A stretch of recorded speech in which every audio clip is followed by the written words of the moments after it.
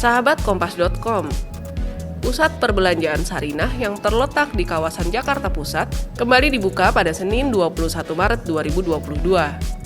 Ini menjadi momen dibukanya Sarinah kembali usai gedung tersebut tutup sejak Mei 2020 untuk renovasi besar-besaran.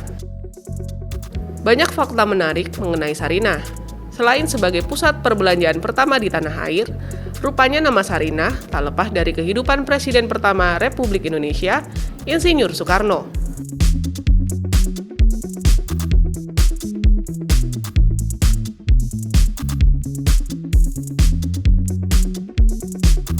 Konon Sarinah berasal dari nama pengasuh Soekarno saat menghabiskan masa kecil di Jawa Timur.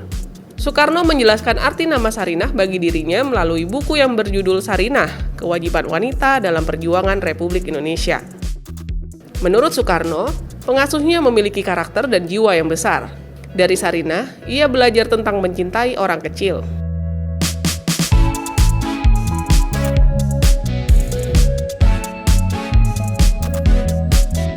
Bagi keluarga Raden Sukemi Sosrodihardjo ayah Soekarno, Sarinah bukanlah pelayan dalam pengertian barat. Sarinah dianggap sebagai bagian dari keluarga, dan Sarinah tidak menerima gaji. Konsep Sarinah tidak digaji, menurut Soekarno apabila ada pekerjaan berat yang harus diselesaikan, maka setiap orang harus turut membantu. Soekarno juga bercerita, dia akan duduk di sebelah Sarinah untuk menemaninya jika sedang memasak di dapur. Suatu hari, Sarinah pernah berpesan kepada Soekarno,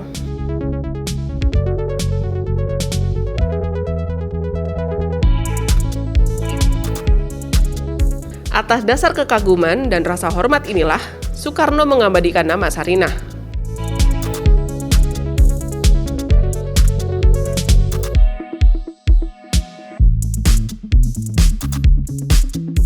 Pembangunan Gedung Sarinah dimulai pada tahun 1962. Gagasan ini pertama kali dicanangkan oleh Insinyur Soekarno. Keinginan Soekarno mendirikan pusat perbelanjaan yang murah. Ia berpikir, sudah saatnya Indonesia memiliki pusat perbelanjaan yang menyediakan segala kebutuhan pokok. Tahun 1966, Sarinah diresmikan oleh Soekarno. Bangunan Sarinah memiliki tinggi sekitar 74 meter dengan 15 lantai, menjadikannya sebagai pusat perbelanjaan pencakar langit pertama di Jakarta.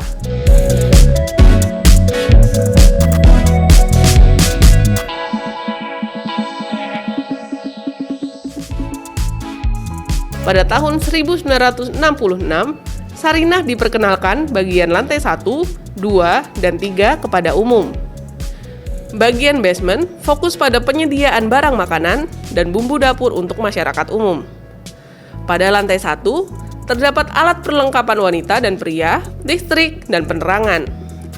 Pada lantai 2, tersedia barang-barang tekstil, konveksi wanita, dan mainan anak.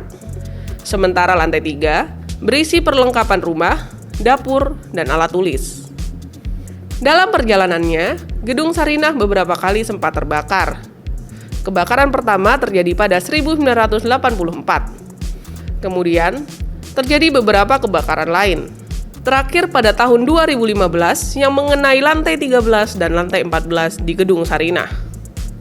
Sarinah pernah memiliki jembatan penghubung ke Jakarta Theater, gedung bioskop, dan pusat perbelanjaan di sebelah gedung Sarinah. Namun, pada Maret 1981, jembatan tersebut roboh secara tiba-tiba. Diduga, jembatan tersebut roboh karena dua alasan, yaitu getaran akibat pembangunan gedung dan lalu lintas padat serta penurunan tanah. Pasca kerobohan jembatan itu, pemerintah tidak membangun ulang hingga saat ini. Kini, Sarinah Community Mall sudah dibuka kembali untuk umum dan akan selalu menciptakan rasa cinta dan dukungan terhadap produk Indonesia agar dapat bersaing secara global.